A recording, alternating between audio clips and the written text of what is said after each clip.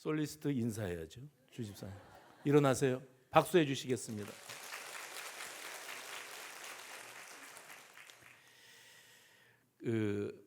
구약 성경을 계속 이렇게 우리 묵상을 하고 있는데 룻기를 나누었었고요. 또 지난주에는 사무엘서를 나누었습니다. 오늘도 또 사무엘서를 봅니다. 이스라엘 백성들이 출애굽을 한 이후에 40년 만에 요단강을 건너지요. 요단강 건너고 나서 가나안 땅에 들어서서 저들이 가나안 정복 전쟁을 시작합니다. 여러분 잘 아시는 여리고성 붕괴 사건으로 시작을 해서 이 가나안 정복 전쟁이 시작이 되어지는데, 그 전쟁이 다 마무리된 다음에 하나님이 약속하신 그 가나안 땅을 이스라엘 백성들에게 주시지요. 땅 분배가 이루어집니다. 근데 모세는 여호수아를 후계자로 남겼는데 여호수아는 마땅한 후계자 없이 그의 리더십을 그냥 내려놨어요. 그러니 이제 무주공산이 된 겁니다. 그 마땅한 리더가 없는 시대를 사사시대라고 말을 하는데, 우리가 읽었던 룻기가 바로 이 사사시대의 막바지에 일어났던 한 가정의 사건을 보여줍니다. 그리고 이제 사무엘서에 들어왔는데, 이 사무엘 선지자를 사람들은 말하기를 사사시대의 마지막 사사 혹은 선지자 중에 선지자로 이렇게 명명합니다. 근데 사무엘이라고 하는 사람의 등장이 왜 성경 안에서 중요한가 하면, 그 인물의 등장으로 말미암아 이스라엘이 사사시대를 마무리 짓고 이제 왕정시대가 활짝 열리기 때문이지요. 왕정시대는 이스라엘의 역사 가운데에서 사울 왕과 다윗 왕과 그리고 솔로몬 왕으로 이어집니다. 솔로몬 왕 이후에는 나라가 북이스라엘과 남유다로 나뉘면서 분열 왕조 시대로 넘어가죠. 그러니 통일 이스라엘로 저들이 지냈던 시기는 사울 왕, 다윗 왕, 그리고 솔로몬 왕 때인데, 솔로몬의 아버지가 다윗이고 사울 왕은 초대 왕이었지만 하나님으로부터 버림을 받습니다. 오늘 본문의 1절 말씀해 보시면 여호와께서 사무엘에게 이르시되 내가 이미 사울을 어떻게 하셨답니까? 버려 내가 사울을 버려 이스라엘 왕이 되지 못하게 하였거늘 내가 그를 위하여 언제까지 슬퍼하겠느냐? 너는 뿔에 기름을 채워 가지고 가라. 내가 너를 베들레헴 사람 이새에게로 보내리니 이는 내가 그의 아들들 중에 한 왕을 보았느니라 하시는지라. 이게 1절 말씀이거든요. 그러면 이제 분명합니다. 하나님께서 처음 세우셨던 그 사무엘을 통해 세웠습니다. 하나님이 처음 기름 부어 세우셨던 초대왕 사울 왕은 요즘 표현 방식대로 치면 사울 왕 아웃입니다. 더 이상 내가 그가 왕위에 있는 꼴을 보지 못하겠다. 그가 지금 왕관을 뒤집어 쓰고 왕위에 재위하고 있다고 할지라도 나는 그를 진정한 왕으로 인정하지 않는다. 내 시선은 베들레헴 땅에 있는 이새의 집에 있는 아들들 중에 한 사람에게 고정되어 있다. 이렇게 말씀하고 계시는 겁니다. 그건 쉽게 표현하면 하나님이 이새네 집에 봐두신 인물이 있었다는 거죠. 그래서 사무엘이 하나님이 시키시는 대로 베들레헴 땅으로 옵니다. 베들레헴은 아주 작은 동네입니다. 그러면 이스라엘 땅도 사실은 큰 땅은 아니지만 그 가운데서도 예루살렘 정도 되어야 도시다운 도시를 할 수 있지, 베들레헴은 예루살렘 옆에 붙어있는 아주 작은 마을에 불과한 겁니다. 그런데 그 마을에 누가 왔는가 하면 영적인 지도자, 당대에 하나님이 주신 권세를 가지고 리더십을 발휘하던 영적인 지도자 사무엘이 왔어요. 그러니 이 지역에 있는 사람들이 사무엘이 베들레헴에 왔다는 사실만으로도 떨었다. 오늘 본문에 보면 떨며 이르되 이렇게 되어 있거든요. 대단히 긴장된 상황입니다. 왜냐하면 우리는 사무엘이 베들레헴에 갈 일이 있어서 갔겠지 할런지 몰라도, 여러분 이때 정황을 바라봤을 때 사무엘이 베들레헴에 갈 일이 없고, 왜냐하면 워낙에 지체 높으신 분이라 감히 이 사람들이 평생을 살면서 사무엘이라는 이름은 들어봤지만 얼굴을 직접 대면해 볼 것을 꿈도 꿀 수 없었던 그런 시대입니다. 그렇게 지체 높으시고 권세가 있으시고 위엄이 있으신 사무엘께서 베들레헴 이 누추하고 작은 마을에 왜 찾아왔는가? 이게 이제 이 동네 사람들이 두려워 떨었던 이유입니다. 그래서 그 지도자들이 정읍의 장로들이 떨면서 영접하며 물었답니다. 4절에 평강을 위하여 오시나이까 그랬답니다. 뭔가 우리를 책망하거나 지적하거나 야단치거나 바로 잡아줄 일이 있어서 오신 겁니까? 아니면 우리들에게 뭐 특별히 뭐 보실 일이 있어서 오신 겁니까? 대단히 그 궁금한 마음으로 그렇게 사무엘을 맞이합니다.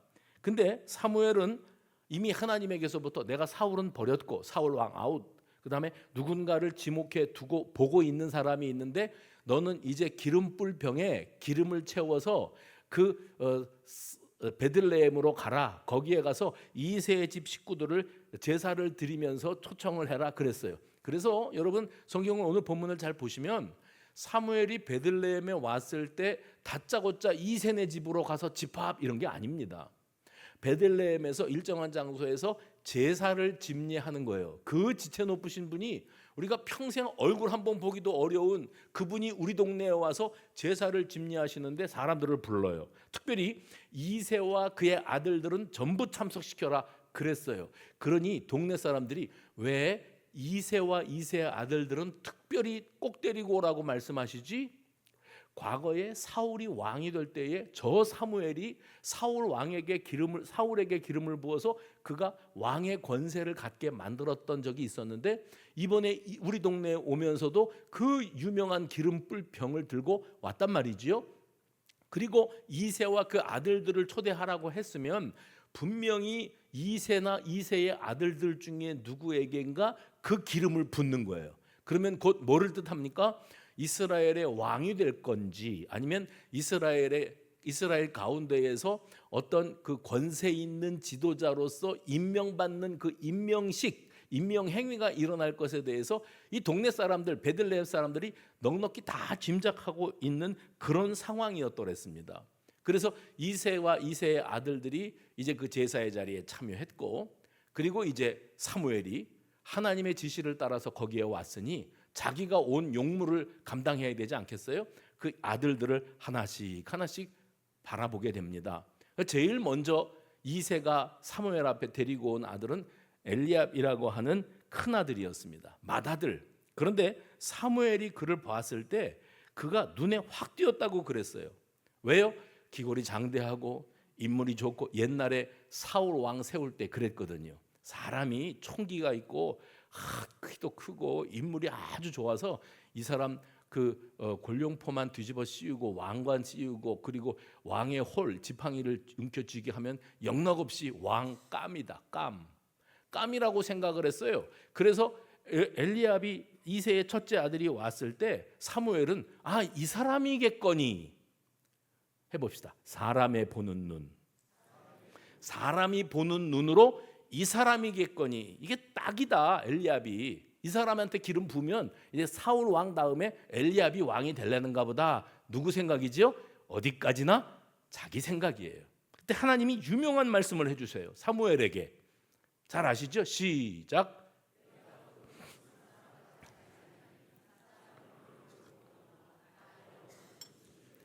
지금 사무엘이 엘리압이라고 하는 이새의 큰아들 맏아들에게 시선이 딱 꽂히고 마음에 쏙 들어서 이 사람 정도면은 왕으로 세워도 되겠다 했을 때 하나님께서 찬물을 뒤집어 씌우십니다. 내가 보는 것, 누가 보는 거예요? 하나님이 보시는 것은 사람이 보는 것과 다르다. 사람은 뭘 봐요? 외모와 조건을 보고 하나님은 뭘 보세요? 중심. 이게 다른 거예요. 사람들은 그 외모 가꾸기에 치중을 합니다. 이거 외모 가꾸기는 뭐 성형 수술을 하고 얼굴 예뻐지고 뭐 피부를 뭐 한꺼풀 벗기고 그것만을 말하는 게 아니고요. 스펙. 내 인생의 사람들에게 드러내기 위한 내 인생의 스펙 쌓기에 우리가 몰두하고 살아가는 겁니다. 어저께 경로잔치 하는데 이 아래층이 꽉 찼어요. 한 750명, 800명 되는 어르신들이 오셔서 잔치하고 가셨는데 제가 말씀을 잠깐 전하는 시간에 어르신들에게 참 외람되지만 저나 어르신들이나 살아온 날보다 앞으로 살아갈 날이 훨 짧습니다. 그러면서 사람이 죽으면 돌아가셨다고 하잖아요. 돌아가는데 어디로 돌아가는지 아세요? 다들 돌아간다는데 오로지 사람들이 신경 쓰는 건 뭐냐면 그 흙으로 돌아갈 육신만 생각을 한다는 거예요. 그래서 죽는 게 무서워요. 내가 죽으면 끝이겠지. 그래서 흙으로 묻히겠지. 그것만 생각을 하니까 살아있는 동안에, 돌아가기 전에 여기서 돈도 벌고 친구도 사귀고 재미를 보고 부도 쌓고 명예도 쌓고 자식도 잘 키워내고 여기다 목숨 거는 거예요. 왜냐면 죽으면 흙으로 돌아갈 거니까. 근데 왜 그것만 생각하고 사시느냐고. 어르신들, 영혼도 돌아간다고. 영혼은 어디로 돌아갈 거냐고. 영혼도 흙으로 돌아가냐고. 아니라고. 영혼은 하나님께로 돌아간다고. 여기서 아멘이 나올 줄 알았어요. 영혼은 하나님께로 돌아간다고. 근데 왜 그건 신경 안 쓰고 그냥 맨 눈 감았다 뜨면은 건강, 보약, 뭘 먹어야 좋은지 그것만 신경 쓰시고, 그냥 만나는 사람마다 내가 허리가 아프다고, 팔다리가 쑤신다고, 무릎팍에서 바람이 나온다고, 계단을 못 다니겠다고, 식당에서 의자에 걸려 넘어졌다고 맨날 그런 소리만 하는 거예요. 근데 사실 중요한 건 뭐냐면 영혼, 해봅시다. 영혼이 어디로 가느냐가 중요한데, 어르신들 왜 영혼이 돌아갈 때는 생각 안 하고 육신이 돌아가면 죽으면 끝, 흙으로 끝, 이것만 생각하고 사실 영혼은 하나님 품으로 돌아가셔야죠. 그리고 영원히 사셔야죠. 제가 그 말씀을 드렸어요 어저께. 그렇습니다. 사람은 오로지 외모만, 이 땅 위에 흙으로 돌아갈 육신을 멋지게 가꾸고 키우고 입히고 누리고 즐기고 사는 것, 거기에만 사람들은 치중하고 살아갑니다. 사람이 보는 눈. 그래서 사무엘이 이새의 큰아들을 보고 자기가 사람을 보는 눈으로 딱이었는데, 하나님은 아니, 너는 외모를 보거니와 나는 중심을 본단다. 그래서 두 번째 아들이 나타나요. 둘째 아들은 아비나답, 아니라 그랬어요. 셋째 아들은 삼마, 아니라 그랬어요. 아들이 7이니까 셋을 보였으니까 4이 더 남았죠. 8인데 하나는 지금 양치러 갔고, 4명의 이름은 등장도 안 하고 뭐라 그러는가 하면, 그런 식으로 7명까지 사무엘 선지자에게 다 보여주었는데 다 하나님은 아니라고 하셨다. 그랬습니다. 그러니까 이 상황이 벌어지니까 사무엘도 당황스럽고 이새도 당황스러운 거예요. 왜냐하면 하나님께서 사무엘에게 말씀하실 때 이새의 집에 이제 깜이 있다 그랬거든요. 하나님이 눈여겨봐 두신 인물이 있다 그랬는데 지금 다 만나봤는데 없어요. 하나님이 있다고 그러셨는데 없으면 이건 어떻게 된 겁니까? 하나님이 잘못 보신 겁니까? 내가 잘못 들은 겁니까? 그래서 사무엘이 이새한테 묻습니다. 아들이 이게 다냐? 7도 많아요. 아들이 3도 많아서 힘든데 7은 진짜 많거든요. 근데 사무엘이 이새한테 이게 다냐? 설마? 근데 8째가 있긴 있었어요. 근데 그 8째가 어디 가서 뭐 하고 있어요? 밖에 나가서 양치고 있습니다. 하나님이 봐두신 사람을 못 찾았던 사무엘이 내 아들들이 다 여기 있는 게 맞냐? 11절에 그랬더니 이새의 반응, 이새가 뭐라 했다는데, 여러분 그가 한 말을 듣기보다 이 뉘앙스를 읽으셔야 됩니다. 보세요. 뭐라 그랬는가 하면, 아직 막내가 남았는데 그는 양을 지키나이다. 아직 막내가 남았는데 그는 양을 지키나이다. 제가 이 성경을 가만히 묵상하는데 이새의 표정이 느껴져요. 뉘앙스를 보시라니까요. 시큰둥이에요. 시큰둥한 거예요. 왜냐하면 1번부터 7번까지가 아니면 8번은 볼 것도 없습니다. 지금 그렇게 말하고 있습니다. 전형적인 사람의 그 판단 기준이 뭐였는가 하면 외모, 조건, 스펙. 내가 하나님이면 우리 막둥이 같은 애는 찾지도 않으시고 보지도 않으실 겁니다 라고 누가 그랬어요? 이새가 그랬어요. 이새도 외모로 사람을 평가합니다. 특별히 여기에 이새의 속마음이 드러납니다. 다윗을 가리키는 이 막내라고 말을 했는데, 오늘 이새가 자기 입으로 이 막내라고 하는 단어는 두 단어의 합성어입니다. 하나는 뭐냐면 와라고 하는 단어와 그 뒤에 카탄이라고 하는 단어가 합쳐지면 와카탄인데, 이 와카탄이 작다, 막내다라는 뜻인데, 원래 의미가 뭐냐면 와는 작고 왜소하다, 와카타는 뭐냐면 그래서 쓸모가 없고 보잘것도 없고 어디에 내세울만 하지 못하다. 그래서 와카탄인데 실제 성경에는 하카탄이라고 되어 있어요. 여러분 좋아하시잖아요. 이거 좋아하시잖아요. 요새 하카탄이라고 되어져 있습니다. 그런데 어떻게 이런 어린아이 미천하고 작고 연약한 우리 막내가 어떻게 사무엘 선지자처럼 위대한 인물 앞에서 기름 부음 받는 대상으로 우리가 감히 상상이나 할 수 있겠습니까? 하는 그의 속마음이 여기에 담겨 있습니다. 게다가 이스라엘 사람들은 그 숫자를 칠 때 7자를 완전수로 한다면서요. 그러면 1번부터 7번까지는 완전수 안에 들어가는데 8번 여덟째 아들 이 다윗은 이 완전수 밖으로 벗어난 자입니다. 그러니까 열외자입니다. 이런 의미가 담겨져 있다는 것은 곧 뭘 뜻하는가 하면 아버지가 아들 8이 있는데 그 가운데 막둥이 아들을 편애하고 있어요. 그러니까 뭐라 그러죠? 다른 아들에 비해서 굉장히 멸시하고 있습니다. 그 단번에 사무엘이 이새가 막둥이가 있는데 라고 말을 할 때 지금 이 사람은 자기 아들을 막내 아들은 아예 보여주고 싶지도 않고 볼 것도 없다고 말을 하고 있구나 라고 생각을 합니다. 유명한 사무엘 영적 지도자가 베들레헴까지 찾아왔는데 그것도 감지덕지고 참 모두가 두려워 떨 상황인데 이새네 식구들을 데리고 와라 그랬고 이새와 이새의 아들들이 참석했는데 그 가운데에서 하나님이 지목해 두신 어떤 인물이 있다고 하셨었더랬는데 없어요. 있다고 그랬는데 없어요. 그래서 막둥이를 찾아오라고 이제 막둥이가 있다고 말씀을 드리는데 그게 시큰둥했다고 그랬어요.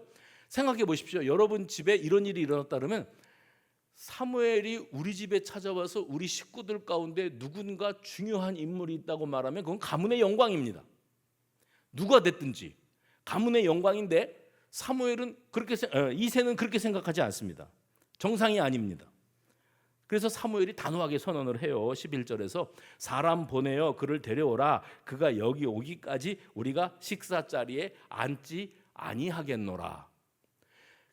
이새의 입장에서는 그깟 다윗을 데리고 올 때까지 밥도 안 먹고 기다리시겠대요. 누가요? 사무엘님께서 밥도 안 드시고 우리 보잘것없는 막둥이 다윗을 기다리시겠대. 그분이 숟가락을 안 들었는데 다른 사람들이 밥을 먹어요. 우리 다윗이 올 때까지 다 굶는 거예요. 그러니까 빨리 가서 다윗 데리고 와라. 다윗은 어디 있는가 하면 들판에서 양치고 있어요. 누가 부지런히 달려가는 시간도 걸리고 가서 다윗을 붙잡고 뛰어오는 시간도 걸리고 누군가 다윗 대신에 그 양을 지키도록 하는데도 시간이 걸리고 시간이 많이 걸립니다. 제사 자리에 참석하는 거라 이새와 이새의 아들들은 다 몸을 성결케 하였다. 단장을 하고 제사 드리는 마음가짐을 갖고 그렇게 참석을 했는데 다윗은 어땠을까? 지금 너 때문에 사무엘님도 굶고 계시고 온 식구들 동네 사람들이 다 굶고 있다. 빨리 가자 달려왔어요. 씻을 시간이나 있었을까? 옷을 갈아입을 시간이나 있었을까? 달려오느라고 거기서도 먼지투성이었을 텐데 땀 냄새는 얼마나 났을까? 그런 상황에서 왔습니다. 사무엘이 다윗을 처음 봤는데 뭐라고 성경은 기록하고 있는가 하면 그의 빛이 붉고, 맞죠? 왜냐하면 땡볕에서 양 쳤으니까 빨갛게 그을렀겠죠. 그의 빛이 붉고 눈이 빼어나고 얼굴이 아름다우니 이렇게 표현하고 있습니다.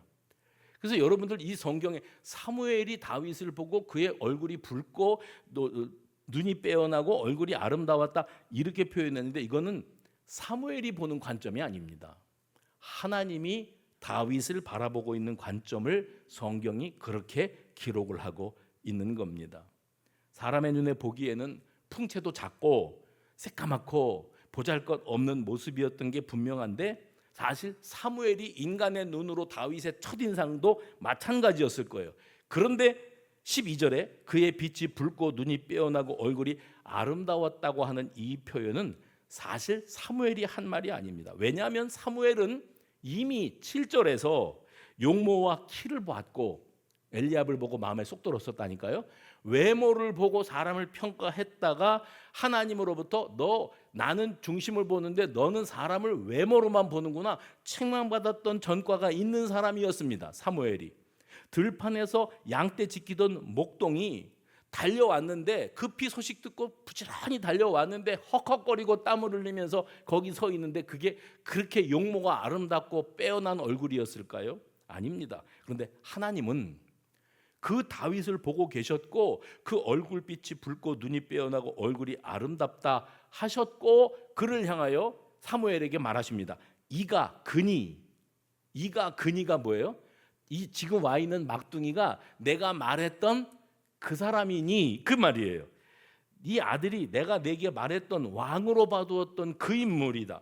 일어나서 그에게 기름을 부어라 말씀하셨어요. 그리고 13절에 사무엘이 기름불병을 가져다가 그의 형제 중에서 그에게 부었더니 이날 이후로 다윗이 여호와의 영에게 크게 감동되니라. 이게 오늘 본문의 마지막 절입니다. 이제 이렇게 본문의 전체적인 흐름과 맥락을 우리가 생각해 봤는데 눈에 띄는 부분이 하나 있습니다. 그게 뭐냐면 이새의 가정에서 막내 아들이었던 다윗의 위상이 심상치가 않습니다. 석연치도 않아요. 1절부터 13절까지 사무엘이 베들레헴에 왔고 이새의 아들들을 그 제사 자리로 초청을 했던 이야기가 이어지는데 거기 이새의 막내 아들을 두고 사람들이 그동안 뭐라 그랬는가 보세요. 내가 그의 아들 중에서 한 왕을 보았노라. 1절입니다. 그리고 3절 내가 내게 알게 하는 자라고 표현했습니다. 하나님께서 3절에 게다가 이새의 아들들 가운데에는 첫째 아들이 엘리압이고 둘째 아들이 아비나답이고 셋째 아들이 삼마고 아들 셋의 이름도 선명하게 기록이 되고 있고 나머지 아들들은 이름이 등장하지 않았어요. 근데 그 다음에 그 막내의 이름이 여전히 등장하지 않고 있습니다. 그러다가 아직 막내가 남았는데 11절에 막내라고만 표현이 됩니다. 우리는 그게 다윗인 걸 알지만 오늘 본문을 보면서 13절에 당도할 때까지 다윗이라는 이름이 전혀 등장하지가 않습니다. 아직 막내가 남았는데 그랬더니 11절 12절에 그를 데려오라. 그를 데려오니 하나님께서 이가 그니 일어나 기름을 부으라 하신 다음에 13절에 그의 형제 중에서 그에게 부었더니 이날 이후로 다윗이 여기에 다윗 이름이 처음 나오는 겁니다. 다윗이 여호와의 영에 크게 감동되었다. 하나님께서 지목하셨던 그 이새의 아들은 다윗이었다 하는 것이 선명하게 드러나고 본문이 마무리가 됩니다. 분명히 사무엘은 이새와 그의 아들들을 전부 다 초청해라고 했습니다. 5절에요. 그리고 그들이 왔다고 그랬는데 사무엘은 이새의 아들들이 빠짐없이 다 온 줄로만 알았죠. 막상 하나님이 거기에 있는 아들들 중에는 기름 부음을 받을 자가 없다라고 말씀하셔서야 비로소 이게 다냐? 7명이 다냐? 했고 아버지는 그 아들 막내가 있습니다. 작은 아이, 보잘것없는 아이, 내세울 게 없는 아이가 하나 남아 있기는 합니다만 내 생각에는 1번부터 7번이 아니면 8번도 보실 것도 없습니다. 지금 그렇게 자기 중심으로 말하고 있는 거예요. 제가 여기까지 성경을 묵상하면서 딱 동화가 하나 생각났어요. 신데렐라. 눈을 뜨십시오. 그만 주무시고. 이제부터 재미나게 갑니다. 신데렐라라고 하는 소녀가 있었더래요. 엄마가 하늘나라로 빨리 떠나고 아빠는 아니나 다를까 새 엄마를 맞아들였는데 이 새 엄마가 시집 오면서 두 딸을 데리고 들어왔어요.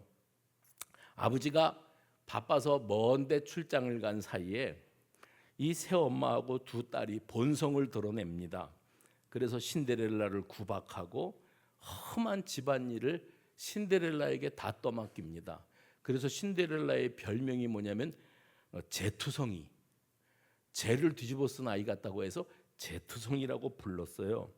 새엄마와 두 딸은 외모 가꾸기에 집착을 하는 여자들입니다. 외모를 잘 기억하세요.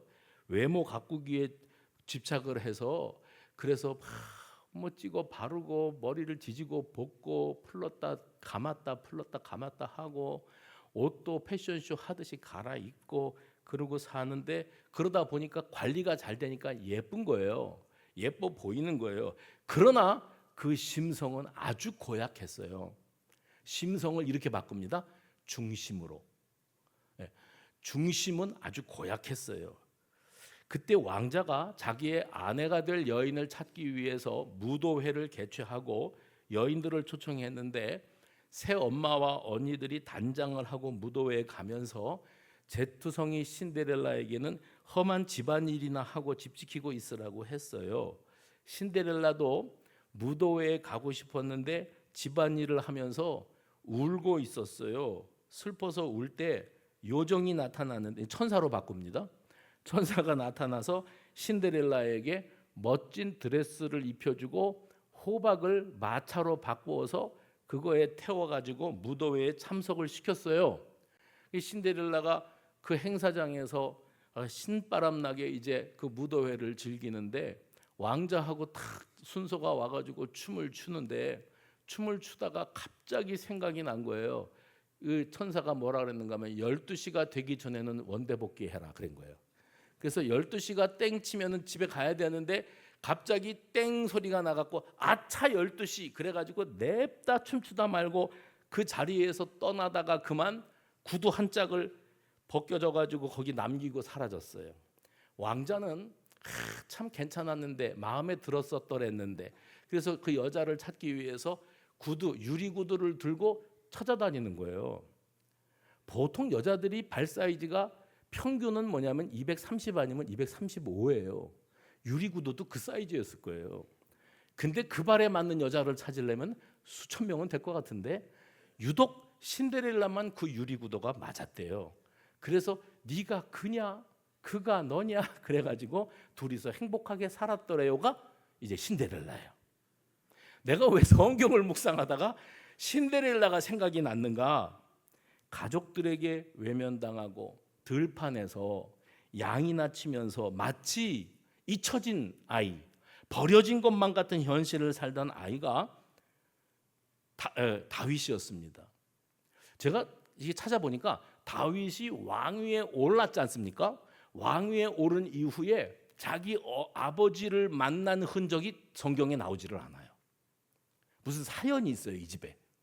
그리고 다윗이 왕이 되기 전에 기름 부음을 받은 이후에 전쟁터에, 블레셋과의 전쟁, 골리앗의 군대지요. 블레셋과의 전쟁터에 형들이 나가서 싸우는데 아버지가 심부름을 보내걸랑요. 그래서 다윗이 형들을 만나려고 그 전쟁터에 갔는데, 형 엘리압 아시죠? 첫 번째 기골이 장대하고 왕감이라고 여겼었는데 아니라고, 그래서 내가 아니야? 이래서 머쓱해졌던 그 아들 엘리압이, 맏아들이 막둥이가 아버지 심부름 왔을 때 어떤 태도였는가를 여러분이 보셔야 됩니다. 이랬어요.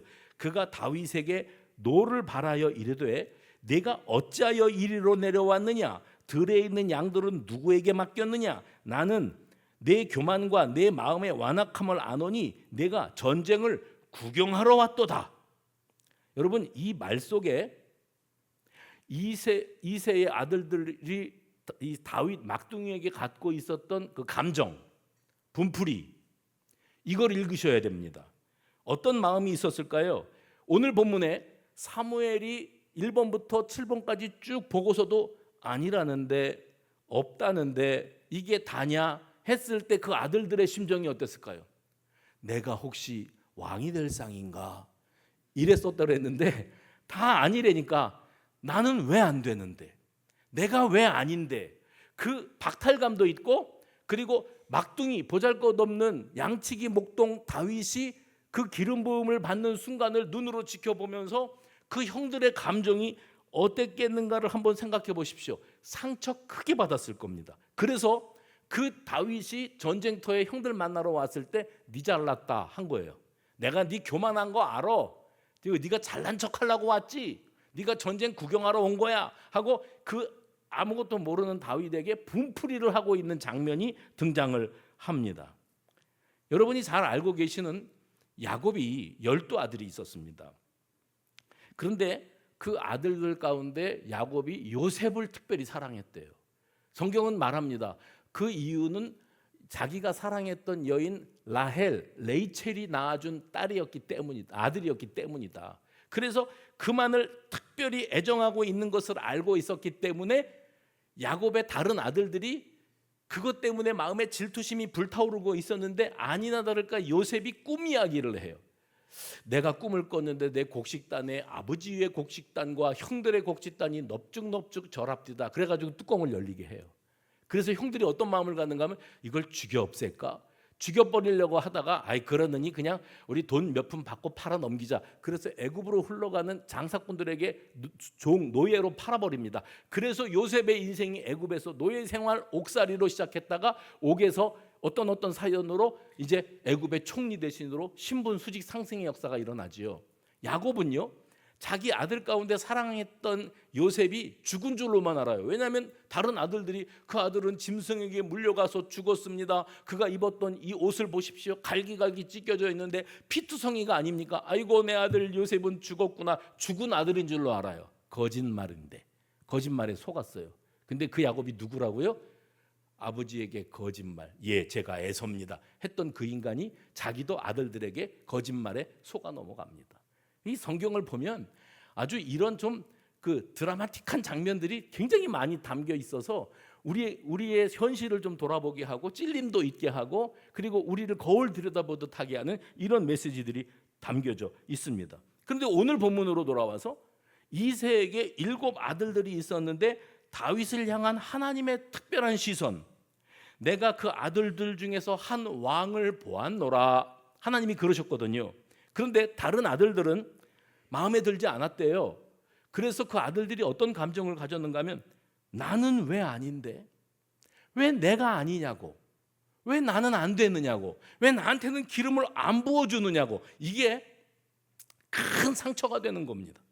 하나님이 마음에 두신 인물이 자기들이 멸시하고 우습게 여겼던 다윗이라는 사실로 말미암아 그들은 좌절했습니다. 그런데 여러분, 하나님이 다윗에게 시선을 고정할 수밖에 없었던 이유, 하나님이 일찍이 이새의 아들들 가운데 다윗을 딱 지목하시고 그가 누구네 집 아들인가를 확인하시고 그 아들을 찾아가기 위한 사무엘의 여정을 계획하시고 하신 그 이유가 오늘 16장을 봤는데 바로 뒷장인 사무엘상 17장에 나온다는 거 아십니까? 사무엘상 17장에 보면은 어린 나이임에도 불구하고 그가 골리앗 앞에서 무기력했던 이스라엘 백성들, 그 군사들과 사울 왕의 그 모습을 바라보고 분노해서 내가 골리앗을 쓰러뜨려 보겠노라고 하는 장면이 나옵니다.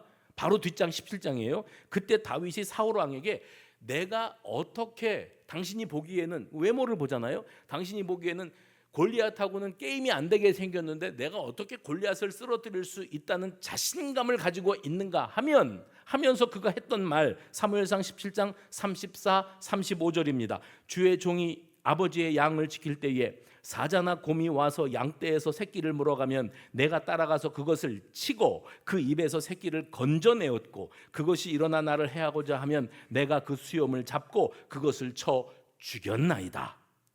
황량한 들판에서 다윗은 어떤 생활을 했는가 하면 치열한 생존 경쟁, 삶의 현장입니다.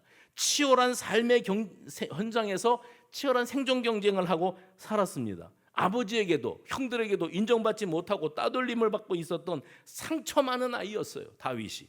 그런 어린 다윗에게 확고한 신앙이 있습니다. 사무엘상 17장 36, 37절 잘 보십시오. 주의 종이 사자와 곰도 쳤은즉, 지금 그 골리앗을 내가 쓰러뜨리러 가겠다고 설득하는 장면이에요. 주의 종이 사자와 곰도 쳤은즉 살아계시는 하나님의 군대를 모욕한 이 할례받지 않은 블레셋 사람이리이까 그가 짐승이 하나와 같이 되리이다. 또 다윗이 이르되 여호와께서 나를 사자의 발톱과 곰의 발톱에서 건져내셨은즉 나를 이 블레셋 사람의 손에서도 건져내시리이다. 근거가 있다는 거예요. 해봅시다. 건져내셨은즉 건져내시리이다. 오늘 본문에서 하나님은 7절에 이렇게 말씀하셨어요. 내가 보는 것은 사람이 보는 것과 같지 않다. 사람은 외모를 보거니와 나 여호와는 중심을 보느니라.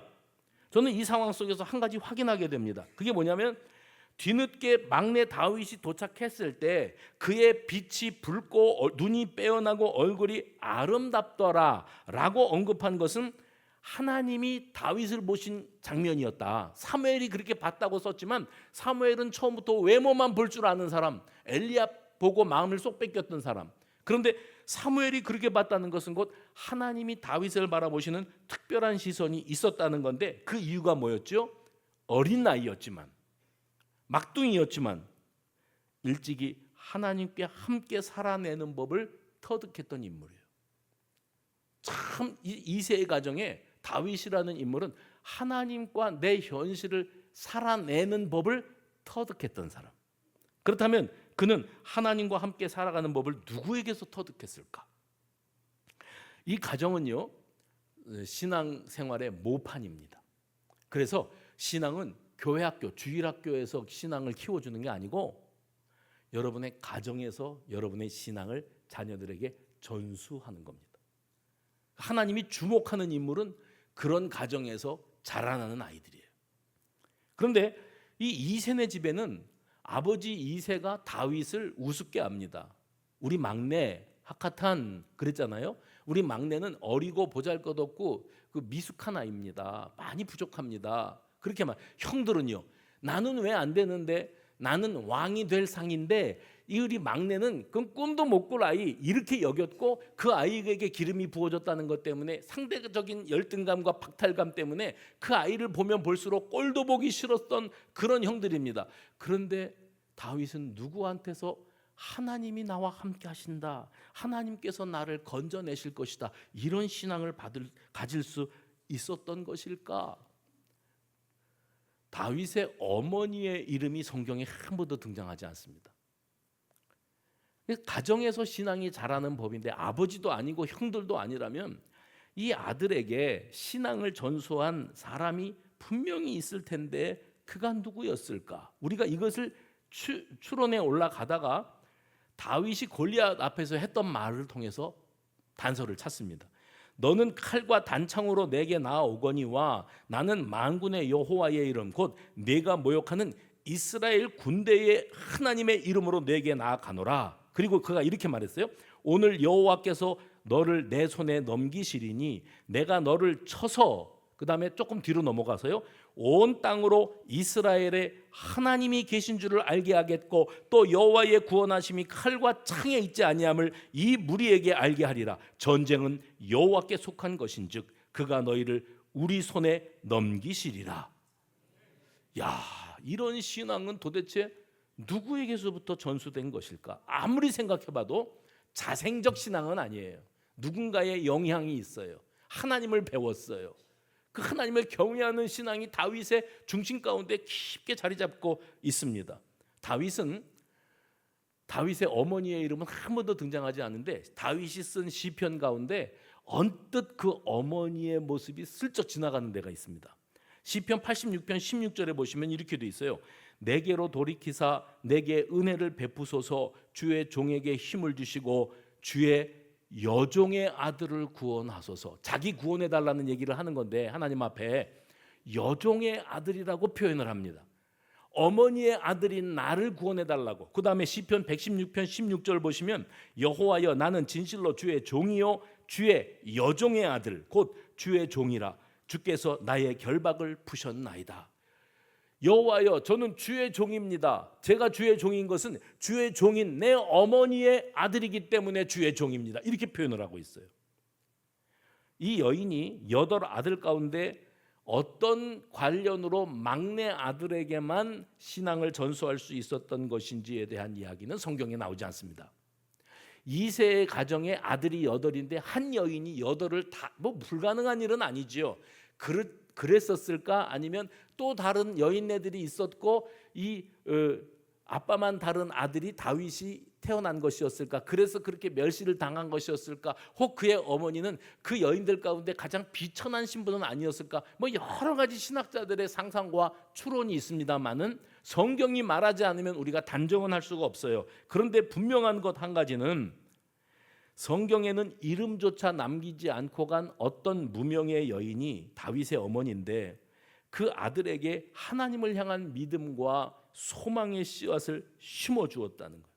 오늘 우리 가정에서 부모가 자녀에게 하나님을 경외하고 하나님을 소망하는 믿음의 선한 영향을 미치고 살고 있습니까?